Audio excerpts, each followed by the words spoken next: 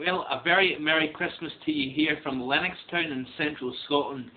A very different picture weather-wise compared to last year and the year before, where we've seen a widespread white Christmas. Very different story. We've got a mild Atlantic air in control, has been for the majority of the period so far, and we've got a system pushing through today. Winds 80 to 100 miles per hour across the far northern mainland of Scotland and up into the Northern Isles.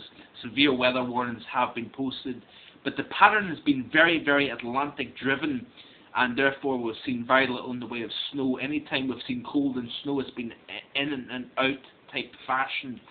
But over the course of the next month and the last part of the winter period, we're reaching near the end of the first quarter, so to speak, and we're all awaiting and anticipating that colder and snowier period to arrive. Earlier on in my initial forecast, I believe basically the first couple of weeks of January would be the coldest of the winter so far. And I think, to be honest, that's quite obvious. It's not going to take place at that point in time.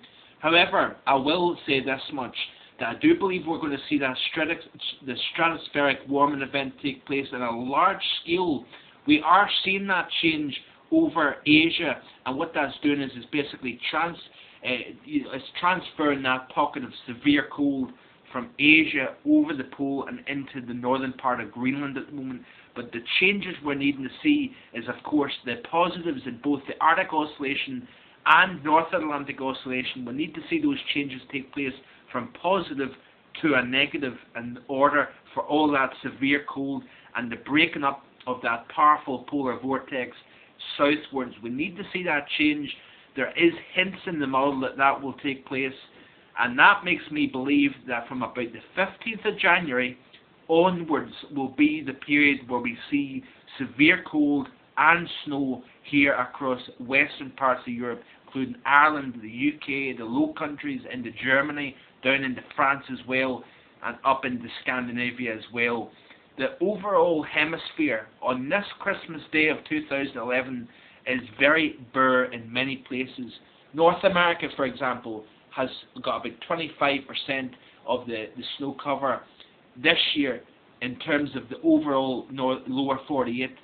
Last year we've seen 50%, and many parts that are typically 100% probability of a white Christmas is seeing bare ground this year.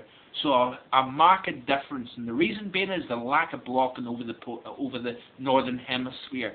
You need to get those ridges of high pressure, those warm pockets of air, to transfer northwards, reaching in and penetrating that polar vortex over the pole in order to release that cold southwards down into our latitude of the world. And I think that will take place from the 15th of January onwards. Like 2010, I think we're going to see February and March with periods, 1, 2, maybe even 3 periods of very cold weather, very snowy weather, very disruptive weather. And I think we have got a lot of winter left to come, folks. Do not rule out winter just because we haven't seen that severe cold and snow just yet. Many great winters in the past, the 60s and 70s, didn't see winter really arrive until after the new year. So we've got plenty of time to play with just yet. I wish you a very, very Merry Christmas. Of course, we're mindful of those who can't be with us today, and of course those are abroad in war-stricken zones. We're mindful of them today, and we hope that they're having a great Christmas as well. Of course, many countries have been battered and bruised by natural disasters in 2011. It has been a record year, a devastating year. Of course, we're all mindful of those folks who are having to rebuild their lives, those who are struggling with the tough economic times as well. Of course, we're all in it together. We need to stick together in 2011, and we'll all get through this one way or the other. Thanks for watching. Have a great Christmas and a Happy New Year.